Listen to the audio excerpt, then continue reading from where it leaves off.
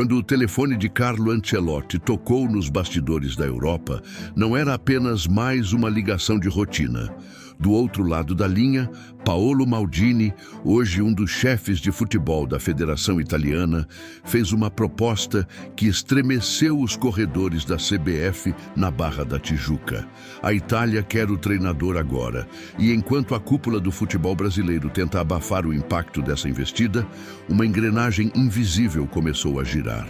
A eventual saída de Ancelotti reabre as portas para o retorno de Neymar Júnior. O que realmente foi dito nessa conversa que a CBF tentou esconder. Antes de avançarmos, já se inscreva no canal e diga nos comentários de qual cidade você está assistindo a esse vídeo.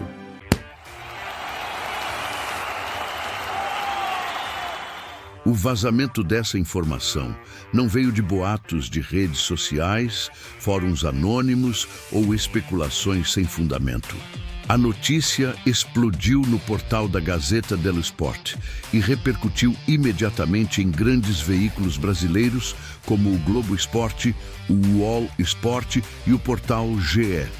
A Federação Italiana de Futebol enfrentava mais uma crise profunda após tropeços nas eliminatórias e a demissão tempestuosa de Gennaro Gattuso. A imprensa europeia confirmou que Paolo Maldini ligou pessoalmente para Ancelotti com uma missão quase desesperada: oferecer o comando da Azurra e salvar o futebol do seu próprio país de um vexame histórico. Mas você já se perguntou por que esse telefonema aparentemente distante causou um pavor quase silencioso dentro da sede da CBF no Rio de Janeiro? A resposta para essa pergunta esconde o primeiro grande segredo de bastidor desse ciclo e exige uma leitura minuciosa do cenário internacional. Carlo Ancelotti renovou seu contrato com a seleção brasileira com validade projetada até o encerramento do ciclo da Copa do Mundo de 2030. No papel, o acordo parecia cimentado por multas rescisórias milionárias, garantias institucionais e um projeto esportivo sem precedentes para um técnico estrangeiro no Brasil. Porém, a diplomacia do futebol de altíssimo nível funciona sob regras totalmente diferentes quando a pátria-mãe decide chamar um de seus maiores ícones para o resgate. Ancelotti é italiano, construiu seu nome e sua reputação no futebol europeu e jamais escondeu dos amigos próximos que dirigir a seleção do seu país natal seria o fecho de ouro para uma carreira irretocável. Por que a diretoria da CBF agiu de forma tão sôfrega e emergencial para abafar o caso assim que a notícia cruzou o Oceano Atlântico? Assim que desligou o telefone com Maldini, Ancelotti adotou uma postura extremamente profissional, mas que deixou os diretores brasileiros em um estado de alerta permanente. O treinador fez questão de comunicar imediatamente à cúpula da CBF sobre o contato formal feito pela federação do seu país de origem. Oficialmente, o discurso adotado diante dos microfones e das câmeras foi o de que o técnico segue 100% focado no projeto de longo prazo com o Brasil. Mas, nos bastidores da Granja Comari, o clima mudou da água para o vinho na mesma hora. Reportagens detalhadas do jornal AS da Espanha e do diário Marca revelaram que a Itália não colocou sobre a mesa apenas um salário atraente, mas sim um projeto de reestruturação global do futebol italiano, concedendo a Ancelotti total autonomia sobre as divisões de base e a metodologia nacional. Será que uma simples cláusula contratual é capaz de conter um homem quando o apelo emocional da sua própria nação bate à porta no momento derradeiro da carreira? É exatamente nesse ponto de inflexão que a história ganha um contorno investigativo ainda mais denso e que afeta diretamente o futuro da amarelinha dentro e fora de campo. Para entender o tamanho do impacto estrutural que essa potencial saída provoca, é indispensável analisar o choque de filosofias entre Carlo Ancelotti e o staff de Neymar Júnior. Desde que colocou os pés no Brasil, o técnico italiano estabeleceu um código de conduta rígido e inflexível, pautado pela meritocracia europeia, pelo desempenho físico de elite e pela eliminação imediata de privilégios históricos. Ancelotti deixou claro em entrevistas coletivas transmitidas ao vivo pela ESPN e pelo Sport TV que o camisa 10 só jogaria se estivesse em plenas condições táticas e físicas, tratando qualquer nome do elenco de forma rigorosamente igualitária. A mensagem foi entregue sem floreios. Sob o comando do italiano, a cadeira cativa deixou de existir. Essa diretriz austera impostada por Ancelotti ergueu uma barreira invisível para o retorno incontestável de Neymar à seleção brasileira como dono absoluto do time. Com o técnico europeu no banco de reservas, a prioridade máxima passou a ser a transição geracional acelerada, transferindo o protagonismo e a responsabilidade para jovens expoentes do futebol mundial, como Vinícius Júnior, Endrick, Rafinha, Rodrigo e a joia Estevão. Neymar, vivendo uma fase de cobranças intensas, acúmulo atípico de cartões e questionamentos de bastidor no Santos, viu sua vaga no plano titular transformar-se em uma grande e incerta interrogação. Mas o que acontece com essa engrenagem tática se o arquiteto italiano resolver aceitar o chamado de Roma e arrumar as malas de volta para a Europa?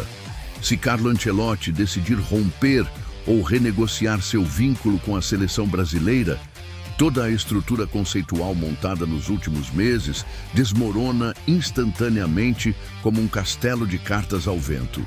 Sem a figura de autoridade inquestionável do treinador vitorioso na Champions League, a CBF será empurrada para uma crise de gestão e forçada a buscar um substituto no mercado de maneira improvisada. E é precisamente nesse vácuo de poder e comando que a figura de Neymar renasce. Ele deixa de ser um problema tático de adaptação e passa a ser enxergado pela diretoria como uma solução política e um escudo de proteção imediato. Você consegue perceber com clareza como a decisão de um treinador no velho continente é capaz de alterar drasticamente o destino do jogador mais influente do futebol brasileiro no século XXI. Análises publicadas por jornais internacionais e portais de inteligência esportiva como o Goal.com e o portal The Athletic começaram a mapear minuciosamente esse inevitável efeito dominó. Com uma eventual saída de Ancelotti, a pressão popular e comercial sobre a CBF para resgatar a suposta essência do futebol brasileiro atingirá níveis sufocantes.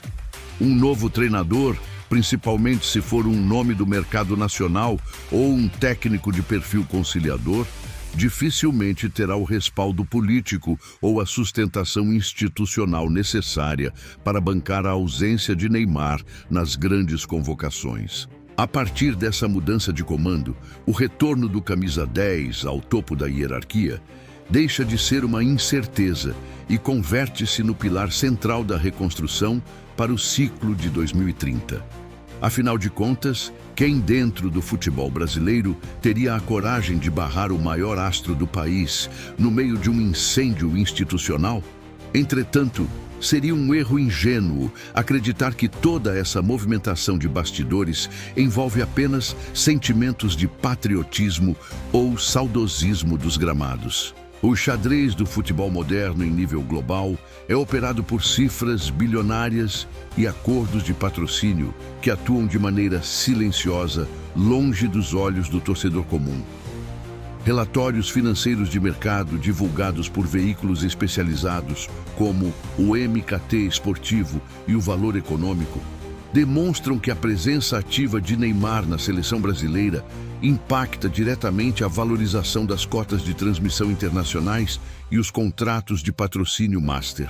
Para a alta cúpula da CBF, a permanência de Ancelotti garante a chancela tática e o prestígio institucional da Europa. Mas a presença de Neymar assegura arenas lotadas, audiências recordes e o interesse frenético dos holofotes mundiais. Será que a Confederação Brasileira não estaria internamente dividida entre a disciplina do padrão europeu e o faturamento garantido pelo talento do camisa 10? Examine com atenção a profunda ironia que os fatos verificáveis nos revelam quando conectamos cada peça dessa teia de interesses. Em uma ponta do tabuleiro, Paolo Maldini articula nos bastidores e tenta persuadir Ancelotti a abandonar o projeto brasileiro para resgatar a seleção italiana de uma espiral de decadência. Na outra ponta, o staff pessoal e os parceiros comerciais de Neymar monitoram cada passo e cada desdobramento dessa negociação europeia com atenção cirúrgica, sabendo que a troca na comissão técnica representa o atalho perfeito para reaver o protagonismo total, a braçadeira de capitão e o controle do vestiário. O que há poucos meses era retratado por críticos como o fim melancólico de um ciclo internacional ganha agora uma sobrevida estratégica sem precedentes. Qual das forças em jogo possui maior apelo para dobrar os rumos da CBF nas reuniões a portas fechadas na Barra da Tijuca? Para adicionar um elemento de tensão ainda mais agudo a este cenário, apurações publicadas pelo jornal italiano Corriere dello Sport indicaram que a Federação Italiana não tem pressa e aceita trabalhar com prazos flexíveis para fechar o acordo no momento ideal. Enquanto isso, no Brasil, o ambiente interno no Santos e os bastidores do Departamento de Seleções da CBF fervilham diante da real possibilidade de uma reviravolta histórica no comando técnico. Se Ancelotti permanecer firme no cargo, Neymar terá que enfrentar o sarrafo físico da Europa e provar semana a semana que merece lugar em um time focado na intensidade de jovens talentos. Se Ancelotti sair, Neymar reassume o posto de líder incontestável, orientador da nova geração e figura central em toda a campanha rumo à Copa de 2030. Até que ponto os discursos inflamados e as notas oficiais de fidelidade ao projeto escondem o temor genuíno de um colapso operacional no planejamento da seleção brasileira? O torcedor comum acompanha os gols no final de semana, lê as declarações prontas nas redes sociais e consome a versão oficial distribuída pelas assessorias de imprensa. No entanto, a verdadeira história que molda o esporte não é escrita em documentos abertos, mas sim nas nuances e no tom das conversas telefônicas sigilosas que conectam diariamente o Rio de Janeiro, Milão, Madrid e Riad. A investida de Paolo Maldini abriu uma verdadeira caixa de Pandora no futebol nacional, e a CBF terá que mover suas peças com extrema precisão se quiser evitar um caos estratégico nas próximas semanas. O destino imediato e a identidade da seleção brasileira para os próximos anos dependem agora de uma encruzilhada que ultrapassa de longe as 4 linhas e os esquemas táticos do campo. Estamos prestes a assistir à consolidação definitiva de um modelo tático europeu sem privilégios e focado no coletivo, ou presenciaremos a retumbante restauração do sistema centrado na figura de Neymar sob a tutela de um novo comando. As cartas estão completamente expostas no tabuleiro e qualquer movimento em falso nessa negociação de bastidores pode alterar os rumos do futebol brasileiro para a próxima década. A grande lição que essas revelações nos deixam é a de que o futebol de elite nunca se resumiu a 90 minutos de bola rolando. Trata-se de uma disputa incessante por poder, influência política, marcas multimilionárias e o domínio de quem realmente toma as decisões quando as luzes dos estádios se apagam e as portas do vestiário se fecham. Você acredita que Carlo Ancelotti deve cumprir até o fim o contrato assinado com o Brasil e levar adiante a reformulação sem privilégios na seleção? Ou você avalia que ele deve aceitar o chamado histórico da Itália, abrindo espaço para que Neymar retorne e assuma a liderança da nova geração rumo ao hexacampeonato em 2030? O debate está posto e a sua opinião é fundamental para compreendermos este cenário. Antes de encerrar, não se esqueça de deixar o seu like, inscrever-se no canal para não perder nenhuma de nossas análises exclusivas e deixar o seu comentário detalhado abaixo. Continue atento aos próximos capítulos, porque a verdadeira história do futebol brasileiro segue sendo jogada longe dos olhos do grande público.